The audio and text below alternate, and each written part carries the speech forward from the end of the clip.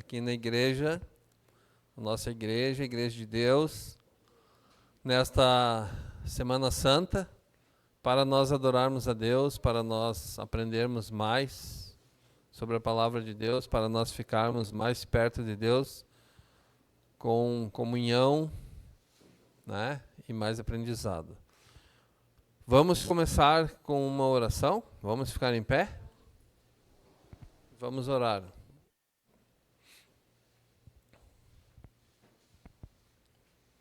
Oremos. Querido Pai que estás nos céus, te agradecemos, Senhor, pela semana, te agradecemos por essa maravilhosa Semana Santa, semana de oração, semana de culto, Senhor, onde aprendemos mais de Ti, onde ouvimos a Tua Palavra, onde nós nos achegamos para mais perto de Ti. Te agradecemos também porque já chegou um novo sábado, onde podemos Te louvar, Te honrar, Te glorificar e também estarmos na Tua igreja para assim estarmos mais perto de Ti. Por favor, Senhor, aceita a nossa adoração. Abençoa este povo Teu, povo de Deus. Abençoa aqueles também que não puderam vir. Abençoe cada família representada, cada um que está aqui, Senhor. Que o Senhor possa colocar a mão sobre cada um e nós possamos sentir a Tua presença. Aceite a nossa adoração, fica conosco, perdoa-nos, limpa-nos, purifica-nos, para que possamos ser dignos de sermos chamados Teus filhos. Te agradeço em nome de Jesus. Amém.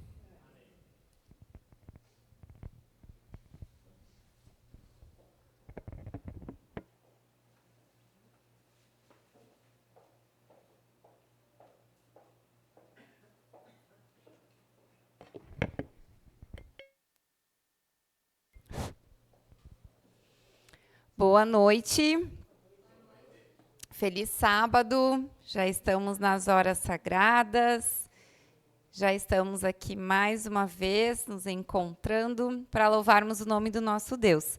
E nós vamos começar então a adorá-lo, nós já adoramos através da oração, e nós vamos cantar um pouco então para louvar o nosso Deus, também para preparar o nosso espírito, o nosso coração para as mensagens que nós ouviremos aqui. Então, nós vamos começar cantando, a igreja sentada, assim como vocês já estão, o hino Grande Deus.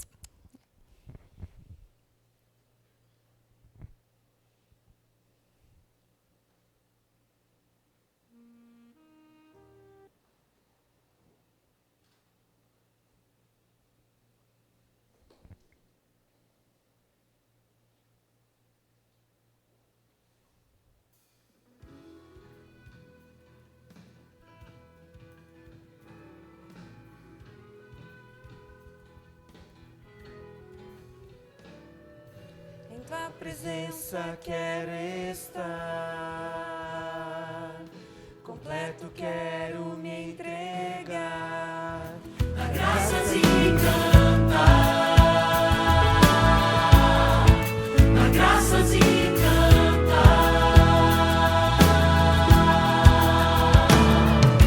em tua presença quero estar, tua presença quero estar, completo quero me entregar.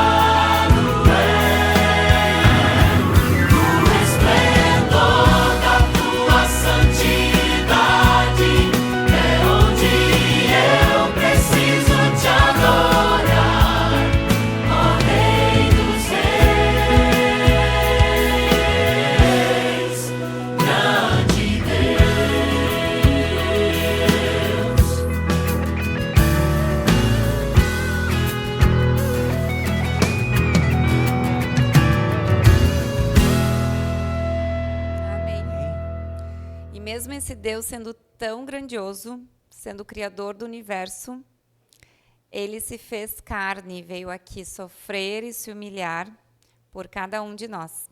E lá no Monte do Calvário, ele sofreu e demonstrou todo o seu amor. Nós vamos cantar este hino do Inário Adventista, que é o número 110, Monte do Calvário.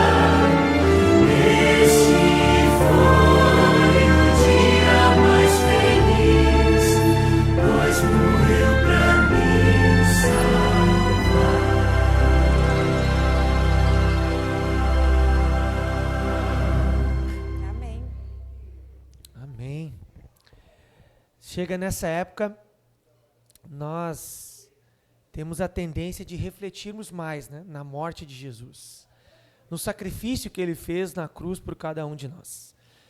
Mas o sacrifício dele seria em vão se ele não ressuscitasse, se ele não estivesse vivo hoje intercedendo por nós, se não estivesse escrito na sua palavra que um dia ele voltaria para nos buscar. E essa é a esperança que nos move. E muito mais do que uma esperança que nos move, é uma certeza de que Cristo virá. Porque quando Deus promete, ele cumpre. E ele vai cumprir. Nós vamos cantar mais uma vez o hino Maranata, que conclama que hora vem Senhor Jesus. Que nós possamos viver com essa certeza, com essa esperança. Vamos nos colocar em pé ao som do hino?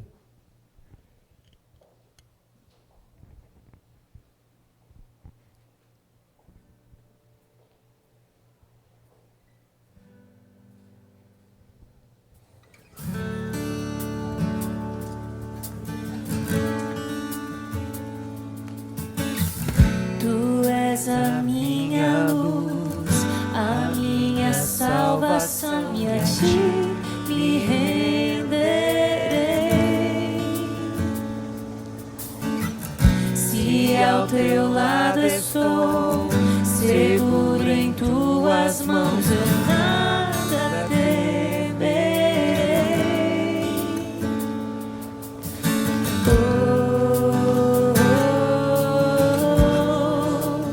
Tu és santo, ó Senhor.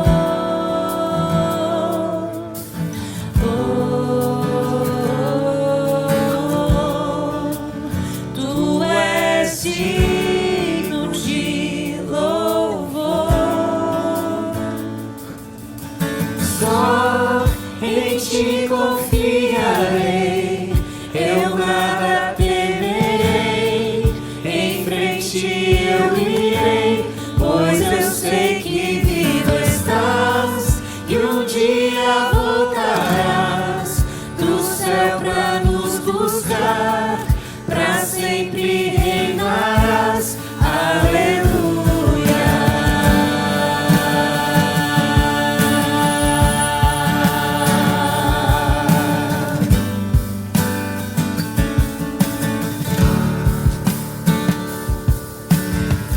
Tu és a minha luz, a minha salvação, e a ti me renderei.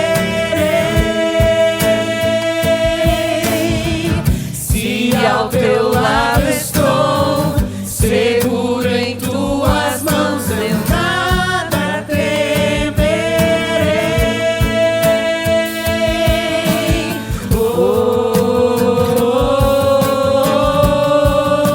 Tu és santo, ó Senhor.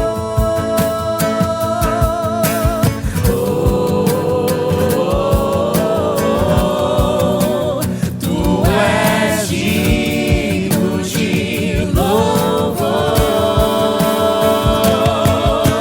Só em ti confiarei, eu nada temerei. Em frente eu irei, pois eu sei que vivo estás e um dia voltarás do céu pra nos buscar, pra sempre reinarás. Aleluia.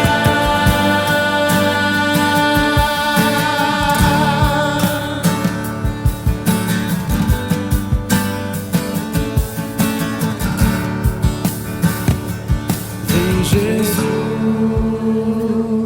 vem Jesus, cantem. Maranata, hora vem, Senhor Jesus. Vem Jesus, vem Jesus. Maranata, hora vem, Senhor Jesus. Vem Jesus, vem Jesus. Maranata, hora vem, Senhor Jesus. Vem Jesus, vem Jesus. Maranata, hora vem, Senhor Jesus. Só em ti confiarei, eu nada temerei. Em frente eu irei, pois eu sei que vivo estás e um dia voltarás do céu pra nos buscar, pra sempre reinarás. Aleluia. Só em ti confiarei, eu nada temerei.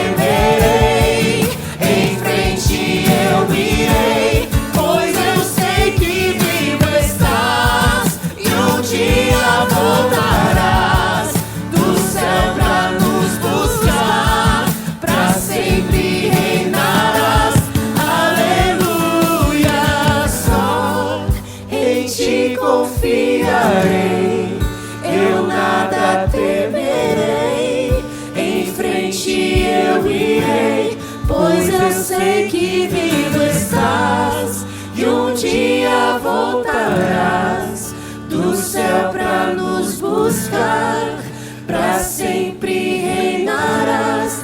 Aleluia.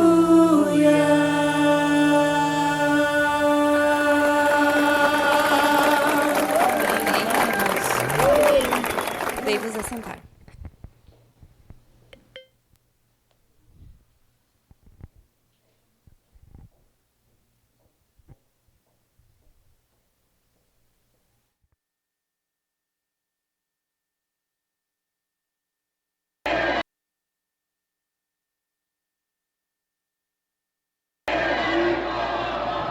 Pergunto mais uma vez: qual desses dois devo libertar?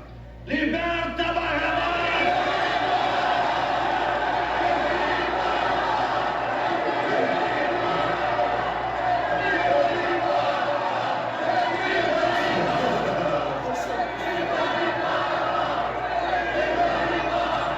Libertai!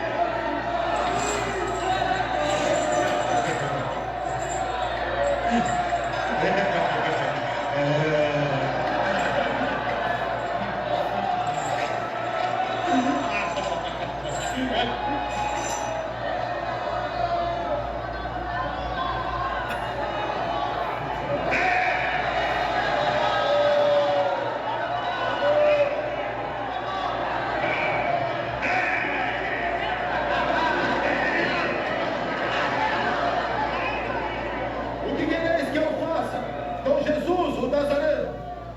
Crucificam!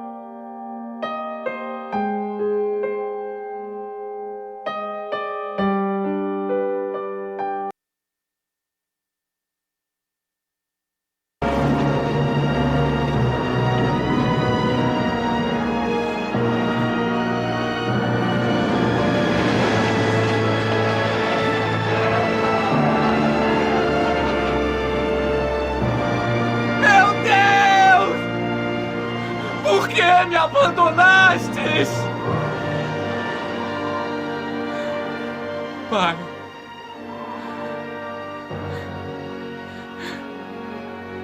em vossas mãos entrego o meu espírito.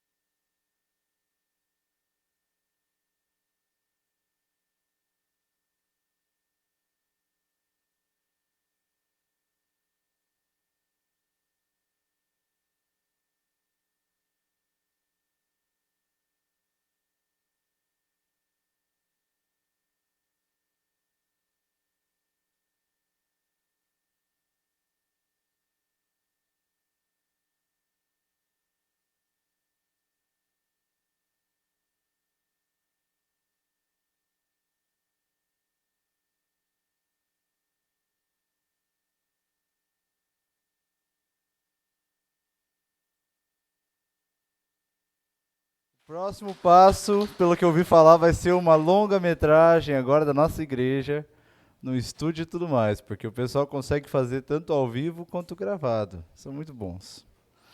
Olha, eu queria dividir com vocês algumas impressões que eu tenho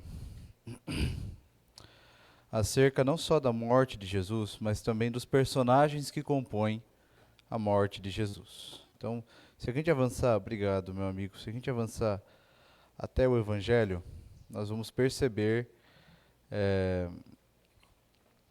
que, por exemplo, pessoas como Judas, pessoas como Pilatos, pessoas como Herodes, cada uma teve um papel importante e que com cada uma, com exceção de Herodes, por conta do seu posicionamento, Jesus insistiu e Jesus lutou por elas, né? É interessante. Talvez, Daniel, acho que dessa vez a gente pode ficar sem. Eu vou tentar ser mais técnico aqui. Dessa vez. Eu já preguei para vocês o texto de João 6 uma vez, mas eu quero só pegar um detalhe ali que vai ajudar a gente a construir uma linha de raciocínio maior. E eu quero mostrar para vocês um perigo e uma bênção que a gente encontra aqui. Estão aí, todos aí. Cadê as Bíblias de vocês? Estão por aí? Sim? Ó, vi um casal, tô vendo a Cleiva aqui. Eliane, tua Bíblia está online hoje? Todo mundo pegando a Bíblia. E lá em João 6, a gente vai ver uma tensão crescente, um desejo do povo acerca do Salvador, e algo que vai desabar no jeito que ele morreu também. Queria analisar isso com vocês. Eu acho que o está se trocando, né? Quando ele voltava, fazer um comentário. Acho que ele tinha que ficar aqui a pregação toda, né? O que vocês acham? Achou também, né? Já passou, né? Essa parte aí, então, legal. Olha, gostei muito do trabalho de vocês. Parabéns. Parabéns de verdade, de coração. Agradeço pelo trabalho, pelo empenho que vocês tiveram. Foi especial para mim. João 6, então, vamos lá. Em João 6, Jesus, então, ele faz a multiplicação dos pães e dos peixes. Não vou pregar sobre isso, porque esse sermão eu já preguei para vocês. No entanto, é interessante que logo depois que ele faz o milagre, ali no verso 14 e verso 15 de João 6, a gente vai ter uma situação acontecendo.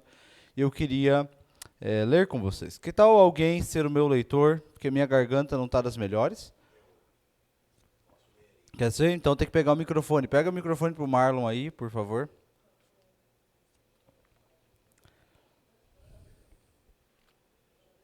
Traz para o Marlon. Você que está em casa também, acompanha a gente no Evangelho de João, capítulo 6, verso 4. Pode ficar no banco mesmo, Marlon. Verso 14 e verso 15. Obrigado pela ajuda. Acho que tem que tirar do mudo.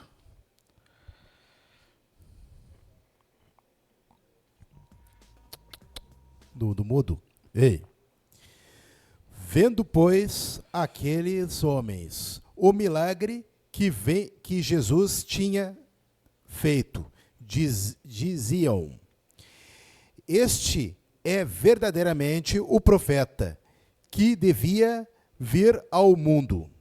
Sabendo, pois, Jesus que haviam de vir arrebatá-lo para o fazerem rei, tornou a retirar-se ele só para o monte. Obrigado, Marlon. Muito obrigado. O suporte está aqui. Deixa eu já te dar aí, já pode colocar aqui daí, que assim a gente vai fazendo nosso rodízio. Olha só, que interessante. Então Jesus ele multiplica os pães e os peixes, e a multidão, ao ver que Jesus tem poder para multiplicar pães e peixes, eles param e pensam, olha, a gente segue esse homem, logo no início do texto, se a gente ler, acho que o verso 1, verso 2 ou verso 3 vai ter a descrição. Onde está? Sim, verso 2 diz assim, ó, seguiam numerosa multidão, porque tinham visto os sinais que ele fazia na cura dos enfermos. Então, a razão da multidão seguir Jesus ali é porque eles viam que Jesus curava os doentes. Está claro isso para vocês? E depois, Jesus prega para eles as verdades do reino de Deus. E quando isso acaba, ele olha para cima e percebe que está todo mundo com fome, está todo mundo distante de casa, que está todo mundo com uma necessidade grande. Então, o texto diz que Jesus ele se compadece da multidão, conforme a gente falou ontem. Jesus se compadece daquelas pessoas. E depois de se compadecer, então ele faz o grande milagre da multiplicação dos pães e dos peixes. Então Jesus cura os enfermos e agora Jesus também tem poder para multiplicar comida. E se você pensar bem, quando a gente fala de questão política, quais são as 3 grandes, talvez 4 grandes áreas que a gente sempre fala que os políticos devem cuidar? Não é educação, saúde, segurança e tem mais alguma? E alimentação, né? Que vai entrar no fator economia. Então, veja, de todos esses requisitos que a gente cobra os políticos para que eles façam, Jesus cumpria todos, porque Jesus curava e resolvia o problema da saúde. Jesus multiplicava pão, agora ele também conseguia fazer da boca do peixe tirar dinheiro, e se ele multiplica pão e faz água virar vinho, por que não pode encher os cofres também, né? Por que não pode? Jesus já ensina, já é professor. E a segurança? A segurança é o que falta. Percebe? Desculpe. Essa semana foi... Ô Amaral, vou precisar demais aí, ajuda sua. Essa semana foi uma semana difícil aí para minha garganta, mas a gente está seguindo bem. E olha só. Então, ele faltava essa questão de segurança. E vocês sabem que naquela época, os judeus eles eram dominados por que povo? Pelos romanos. Então, agora os romanos vinham, e os romanos já chegavam neles com uma carga tributária, exigindo deles pagamento a todo momento. Mas aquela nação estava pobre, ela estava desolada, ela estava quebrada, e ela também tem um terreno que não favorece a agricultura. Percebe? Então, o tributo dos romanos era a mesma coisa que chutar cachorro morto. Para quê? Eles já não têm para dar. E quando eles não davam, eles eram mortos. Então, muita gente roubava. Interessante, né? Obrigado. Amaral é meu salvador no sermão. Obrigado. Então, vejam. Esse era o contexto geopolítico da época de Jesus. E eles estavam esperando, como tinham visto no tempo dos juízes, um libertador que viesse, que pegasse a espada e dissesse assim, agora vocês vão ver, seus infiéis. Entende? E o povo estava com fé, esperando o profeta que deveria vir ao mundo para salvá-los da opressão romana. Consegue entender? Isso aqui é sério. Porque quando eles esperavam ver o Messias, eles tinham essa expectativa de que o Messias seria, conforme vocês já sabem, esse libertador forte, militar, que viria para tornar esse reino, o reino de Israel, o reino definitivo de Deus. Essa era a ideia deles. E os discípulos tinham a mesma ideia. Tanto que no final do texto, se a gente for lá para o verso 71, a gente vai ver, vocês vão perceber que tem alguma coisa a ver com a traição de Judas aí, o final do texto, o que acontece, né, o que Jesus fala. Eu já preguei esse texto para vocês, não vou repetir, Mas Jesus então faz uma repreensão aos discípulos, aos 12, mas na verdade ele estava falando com Judas, porque ele sabia que Judas o trairia. Então aqui é interessante. E alguns perguntam, pastor, por que é que Jesus trouxe Judas então, né? Será que Judas sempre seria esse homem ruim? Será que não tinha uma chance de Judas ter outro caminho, de Judas fazer diferente? E a história de Judas é simples. Judas era um homem estudado, era um homem inteligente, dos discípulos, o mais capacitado. Ele olhava para Mateus, que era cobrador de impostos, e achava Mateus muito conservador. Mateus tinha muitos problemas, porque ele era é como se fosse um investidor cauteloso, sabe? Judas achava que faltava para ele coragem para pregar o evangelho de verdade. Ele olhava para João e via por um lado briguento, mas ele via que João estava sempre ouvindo o que Jesus falava e tentando mudar como era por dentro, e ele achava João fraco, porque não tinha as próprias ideias. E quando ele escutava os conselhos de Jesus, alguns deles, como por exemplo o que a gente falou ontem do jovem rico, ele criticava Jesus por dentro. Porque Jesus despediu um homem que já guardava os mandamentos e que poderia ajudar a obra. A verdade é que Judas olhava para si e ele esperava que Jesus o tornasse conselheiro. Alguém que tomasse mais conselho do que os outros discípulos. Porque ele se achava mais capacitado e os discípulos também achavam Judas mais capacitado. Dessa forma, Judas se inflava cada vez mais o seu ego, pensando assim, se Jesus confiasse mais em mim, a gente terminaria essa obra mais rápido. Judas tinha um plano melhor que o de Jesus na cabeça dele. Consegue entender? Isso é sério?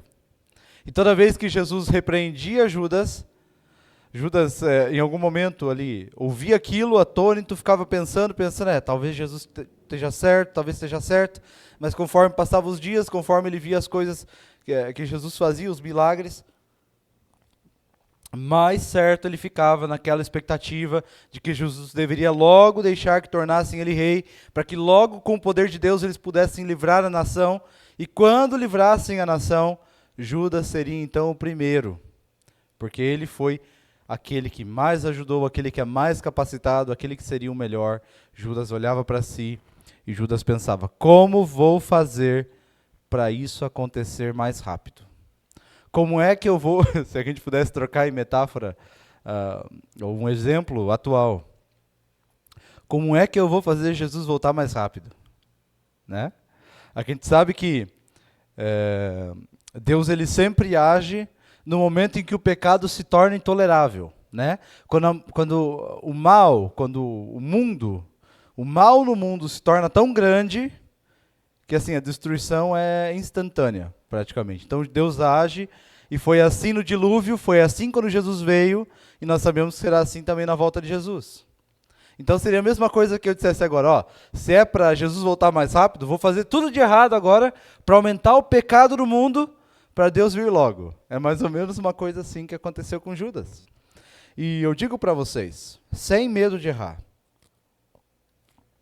que Judas, quando traiu Jesus, estava achando que estava ajudando Jesus. Porque ele achou, como as pessoas vinham a ele, vocês sabem, as pessoas vinham, multidões vinham a Jesus. Ele achou que no momento que os guardas fossem prendê-lo, ele se livraria. Porque ele sabia que Jesus já tinha se libertado lá na casa dele, lembram? Quando ele saiu despercebido pela multidão. Ele achou que dessa vez, com essa tensão entre os líderes religiosos e ele, no momento que fossem prender Jesus, aí o poder dele seria demonstrado, ele ia fazer o que ele quisesse com aqueles caras, e ele ia marchar para dentro de Jerusalém, ia entrar lá na cara de Pilatos e ia dizer assim, sai daqui que aqui é meu. Ele achou que seria isso. E, olha só, como ele é esperto, também tiraria umas moedinhas, né? Olha aí. Foi isso que ele pensou. É interessante, né? Ele queria ajudar Jesus a cumprir o seu plano mais rápido. Mas o espanto de Judas, quando ele viu que os soldados prenderam ele, e ele ficou quietinho. Quando Jesus não respondeu. Quando Pedro cortou a orelha, ele ficou empolgado. Mas quando ele viu que Jesus foi lá, colocou no lugar e disse, ó, todo mundo quieto. A boca de Judas foi lá no chão. Ele não acreditou. Mas ele disse, talvez ele esteja esperando a cidade. Quando a gente chegar na cidade, talvez lá ele demonstre seu poder. Mas vez a vez as esperanças de Judas foram se esvaziando e ele foi percebendo a grande tolice, o grande erro que ele fez. É por isso que ele se mata no final. É por isso. Judas, é interessante, Judas estava sempre do lado, Judas era um dos 12. Judas recebeu poder para curar e para expulsar demônios, percebe? Mas ele nunca se rendeu de verdade às palavras do mestre. Mas ele usava as palavras de Jesus para ganho pessoal, sempre. Sempre foi assim. E ainda tinha a audácia de achar que suas ideias eram melhores. Eu tenho um conselho para você, antes de continuar. Eu bem sei que para cada um de nós tem uma parte do texto bíblico, alguma ideia do texto bíblico, que a gente tem um pouco de aversão. É natural. Eu não sei qual pode ser a sua, não sei. Deixa eu pensar, eu tinha uma antigamente, mas já não tenho mais, né? Então acho que Peraí, que aí é a hora de girar as engrenagens teológicas aqui, né?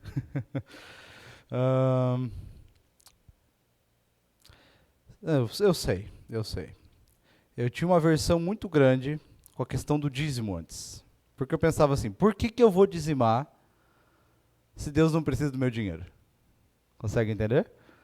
Por que eu vou dar oferta? Porque assim, o dízimo eu sempre dei, mesmo não gostando, mas a oferta eu não aceitava por um bom tempo.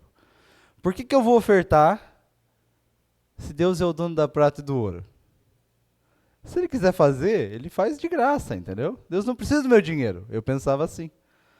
Na verdade, eu estava colocando a minha ideia como superior à ideia de Deus, porque Deus já tinha me dado instrução. Consegue entender? Então agora vocês conseguem entender em uma pequena dimensão o que é que Judas tinha alimentado por muito tempo. E Judas, em alguns momentos, assim, estava com os discípulos, Jesus falava alguma coisa ali, e aí nem sempre os discípulos entendiam bem, e Judas ia lá e pegava um texto fora do contexto e arrotava para os discípulos, assim, ó. Não furtarás, mas e aí ele dizia, olha, os 10 mandamentos são, não furtarás, não dirás falso testemunho, perdão. Mas olha as parteiras do Egito. As parteiras mentiram. Como assim não pode mentir? Se elas mentiram para o bem do povo de Deus. Se elas mentiram e porque elas mentiram Moisés sobreviveu. Então ele gostava de jogar essas pequenas dúvidas, sabe? Mas Deus endureceu o coração de Faraó. Esse tipo de coisa. Então Deus é o culpado. Consegue entender? Judas gostava de jogar essas sementes de dúvida. Porque ele acreditava que as suas ideias eram superiores às ideias de Deus, de Jesus. Isso é sério. Porque de pouco em pouco, alimentando e alimentando e alimentando essa visão de que ele era maior, foi assim que ele traiu Jesus, pensando fazer também o melhor. E eu digo para você que Satanás não foi muito diferente, não. Satanás, ele foi iludido com o próprio potencial para tornar o reino de Deus um lugar melhor. Ele olhava para Jesus e dizia, eu sei mais que esse aí. É a mesma coisa. E quando a gente não se rende ao texto da Bíblia, quando a gente não se rende ao texto e não deixa que o texto nos molde, que o texto molde nossos gostos, que o texto molde nossas ações, quem vai moldar e quem vai reinar, mesmo que a gente esteja falando sobre o texto, é na verdade o nosso coração. E a Bíblia diz que nosso coração é sujo, enganoso, desesperadamente corrupto. E isso aqui é complicado. Percebem? Mas não é só Judas que participa desse momento. Nós temos também Pilatos, né? E Pilatos é interessante, porque quando Jesus entra para falar com Pilatos pela primeira vez, todas as perguntas de Pilatos, Jesus responde: você é o rei dos judeus? Sou o rei dos judeus. Você é o Messias prometido? Eu sou. Quem é você? Eu sou a vida, eu sou a salvação. Tudo que Pilatos perguntava, ele respondia. Na noite anterior, eu conversei com o Anderson sobre isso, na noite anterior ao julgamento, a mulher de Pilatos sonhou a noite inteira com Jesus. O Espírito Santo trabalhou ali. E ela falava, olha, cuidado, muito cuidado, não vá fazer besteira. E ele ficou impressionado com aquilo. E ele não queria condenar, vocês sabem disso. Pilatos não acreditava que Jesus era culpado. Pilatos acreditava em Jesus. Mas, assim como Judas o vendeu por ganância, Pilatos o vendeu temendo uma revolta, temendo que perdesse sua posição. Porque o trabalho dele era manter a região estável. E se ele negasse matar Jesus, os judeus se revoltariam. E os romanos tirariam ele. E ele ia perder tudo. Percebe? Ganho próprio.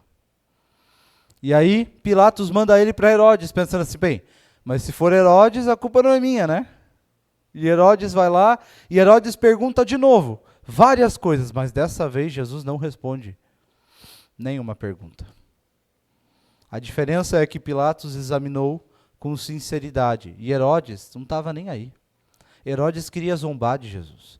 Se você chegar para falar com Deus zombando de Deus, não espere que ele te responda. Se quisesse chegar a Deus, como que eu dou um exemplo? Imagina que você quebrou a perna, tá? E aí você vai no médico e o médico vai lá e arruma a sua perna. Você sai do consultório, pega um martelo e dá uma martelada na perna e o médico vê. Você acha que o médico vai arrumar a tua perna? Não, é a mesma coisa, percebe?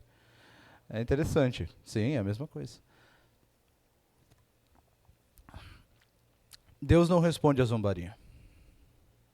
A única vez que eu me lembro de Deus respondendo à zombaria é com as duas ursas. Lembra disso?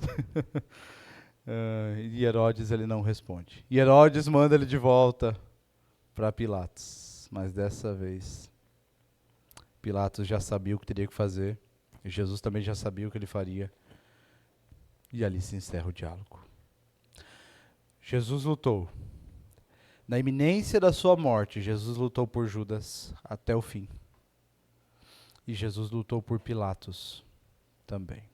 Herodes não queria saber. O ladrão da cruz zombou de Jesus, o primeiro ladrão. E o segundo pediu absolvição. É a mesma coisa. Uma imagem de Pilatos e Herodes. A diferença é que o ladrão segundo, esse pediu perdão. Pediu perdão para Deus. O sacrifício de Jesus, esse plano da salvação,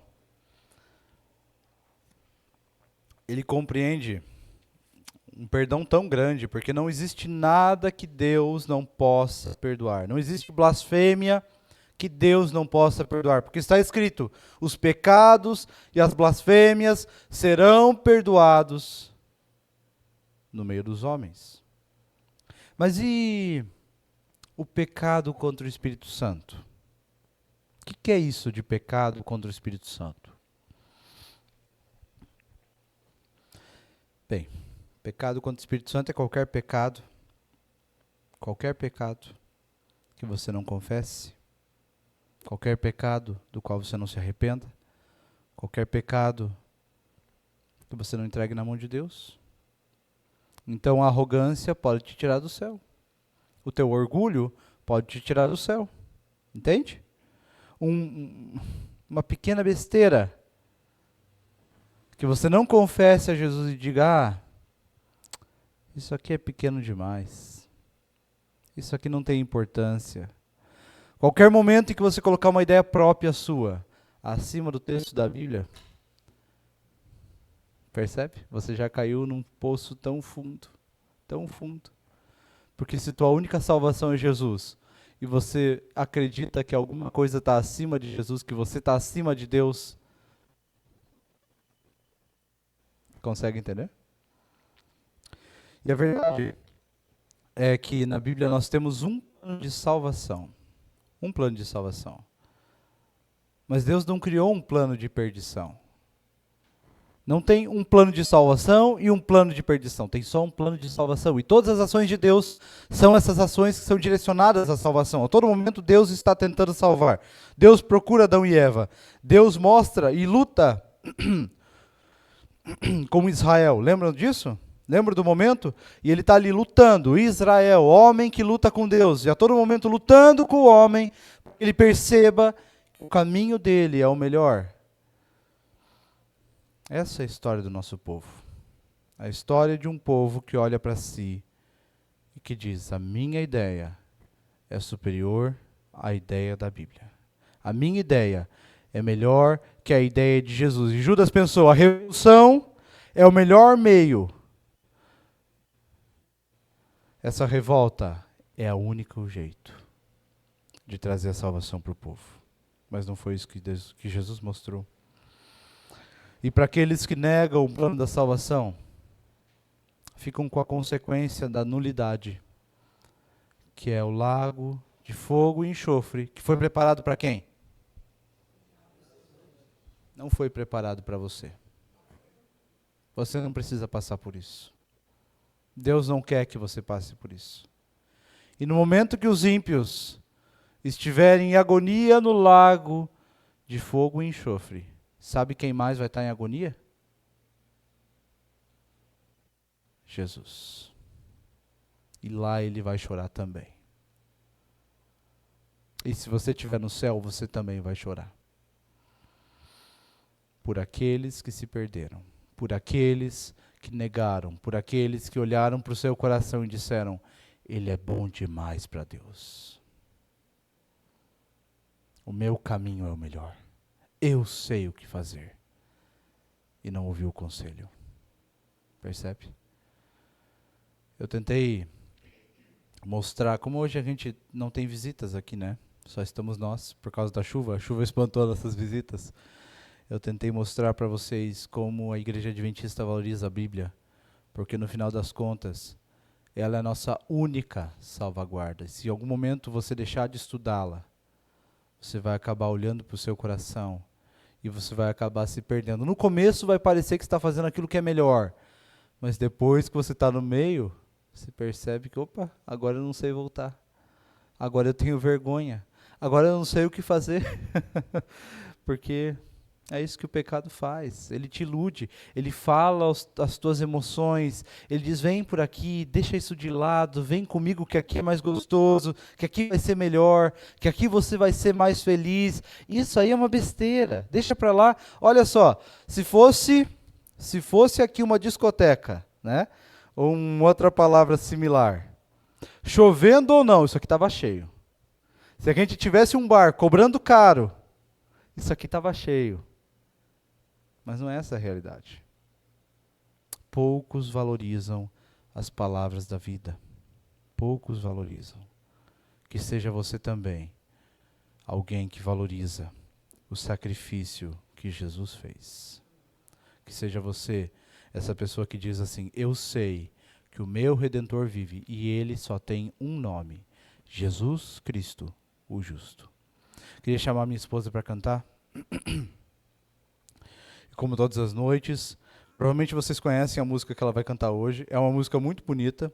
E antes de eu saber que ela ia cantar, eu estava com essa música na cabeça. Então eu acho que Deus tem algum plano especial, hein?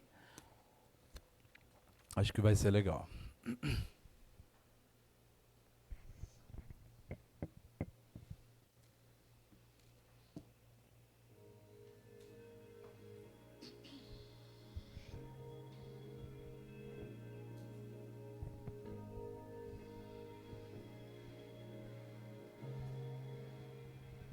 Com malfeitores morreu, por minha culpa Jesus a vida deu. Foi quebrantado, grande dor sofreu, o meu pecado ele recebeu. Sem ver bondade, chorou. Foi meu pecado que ele carregou. Foi esmagado por querer amar. E tudo isso foi em meu lugar. Se entregou por mim, morreu pra me salvar na cruz. Jesus tomou o meu lugar. Amor assim jamais existirá. Se entregar só pra me salvar. Morto foi Jesus, Cordeiro de Deus, Senhor da cruz, eternamente Rei. Amor assim jamais existirá. Tomou pra sempre o meu lugar.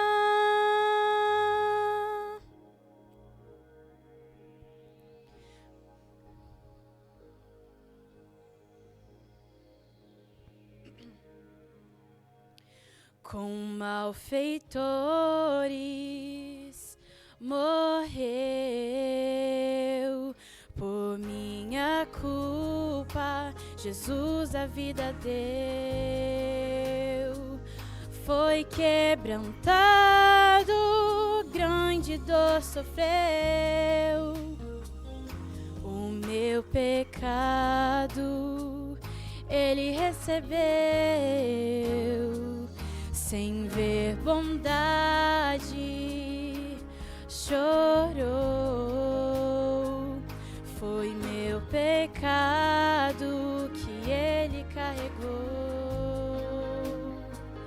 Foi esmagado por querer amar.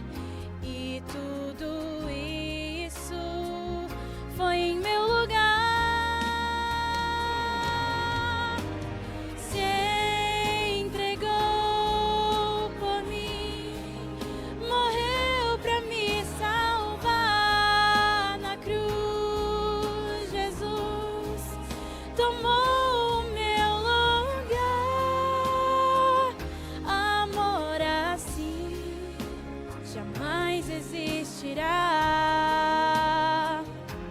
Se entregar só pra me salvar. Morto foi Jesus, Cordeiro de Deus, Senhor na cruz, eternamente Rei. Amor assim jamais existirá. Tomou pra sempre o meu lugar. Morto foi Jesus, Cordeiro de Deus, Senhor na cruz, eternamente Rei. Amor assim jamais existirá. Tomou pra sempre o meu lugar. Amor assim jamais existirá. Tomou pra sempre o meu lugar.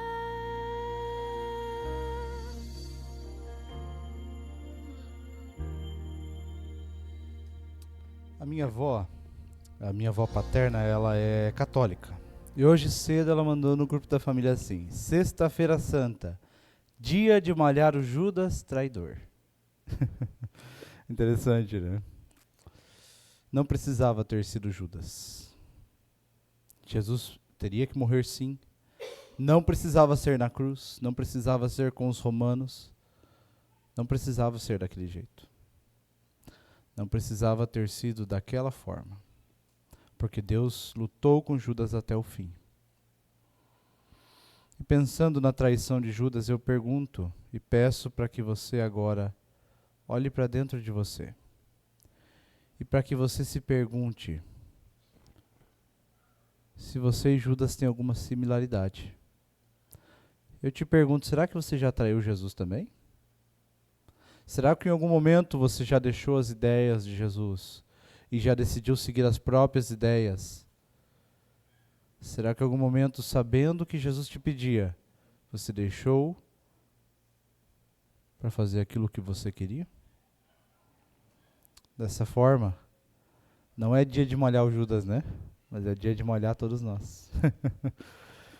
Mas a boa notícia é que a gente não é predestinado para perdição.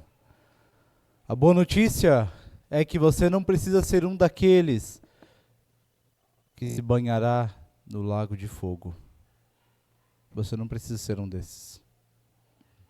A boa notícia é que o reino de Deus não é desse mundo e que você pode decidir fazer parte dele hoje. A gente não pode correr o risco de ser cristão nominal. Judas era puramente nominal. E dentro dos discípulos, ele era o mais honrado. Aquele que era mais bem falado. Aquele que era mais bem olhado. Esse era ele. Mas por dentro, no coração, estava podre. Estava corrompido. Estava correndo para a destruição. E a gente não pode ser assim também. Assim como não precisava ser com Judas, não precisa ser com você. Eu convido você para que ore sozinho, você e Deus. Hoje é Sexta-feira Santa. E para que você, lembrando do sacrifício de Jesus, faça com Ele uma aliança. Antes de você fazer isso, eu vou repetir o que falei nos 10 dias de oração. Toda decisão, Deus não é como nós, tá? Toda decisão que você toma na direção de Deus, toda a decisão, por mais boba que seja, por mais pequena, por menor, perdão, que seja a decisão, qualquer mísero passo, qualquer palavra dita que você tome na direção, Deus conta isso. Assim como também conta cada pequeno passo para trás, cada pequena traição, Deus também vê. Por isso, nunca jure nada. Nunca prometa nada para Deus. Porque se você prometer, vai ter que cumprir. Por isso que Jesus fala aquilo. Percebe? Mas hoje é um dia de fazer compromisso. Hoje é um dia de declarar para o Senhor que você está do lado dele. Hoje é o dia de você pedir para Deus, para Ele olhar para dentro do teu coração junto com você e para Ele apontar, olha filho, isso aqui, ó, tá vendo isso aqui? Disso aqui você gosta, né? Isso aqui você tá fazendo massagem, né? Isso aqui te deixa feliz, não deixa? Mas isso aqui tá me afastando. Isso aqui tá deixando a gente longe. Isso aqui tá te levando para um buraco. Tira isso aqui. Remove a pedra e deixa que eu faça o milagre. Lembra de ontem? Peça. Mas também tire a pedra, para que Deus haja. Ore agora você e Deus.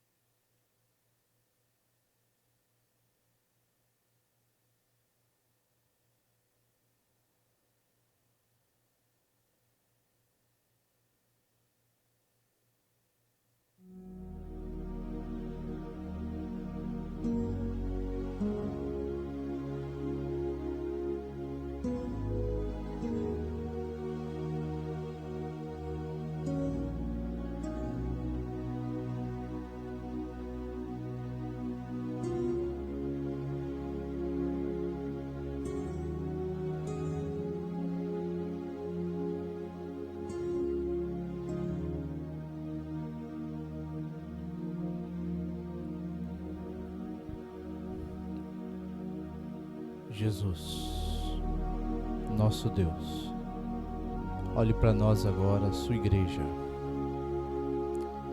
seus discípulos.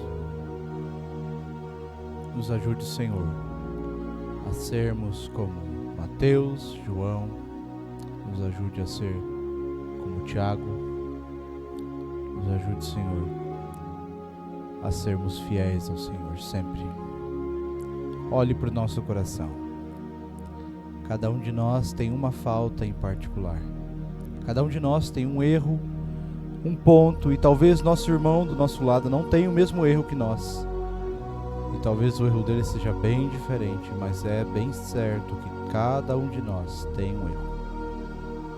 Eu peço agora, Senhor, eu e meus irmãos, que o Senhor passe agora por nosso coração. Nós entregamos ele a Ti. E passe agora. E a Bíblia diz que o Senhor é como fogo consumidor, que seu trono tem rodas, e que o Senhor passe agora por nosso coração e limpe de nós, Senhor. Nos ajude a remover isso, porque é pesado demais, nós gostamos muito, nós sofremos, Senhor, para entregar para o Senhor algo que nos machuca na realidade. Nos ajude a sermos mais fiéis, nos ajude a sermos verdadeiros. Senhor, não permita que continuemos a mentir, que continuemos a profanar, que continuemos a enganar, a fazer de nós uma casca, um sepulcro caiado, todo bonito, enfeitado, mas por dentro fedendo podre. Faça de nós verdadeiros discípulos e nos torna em apóstolos, enviados, que façam a vontade do Pai, assim como o Senhor fazia aqui na terra.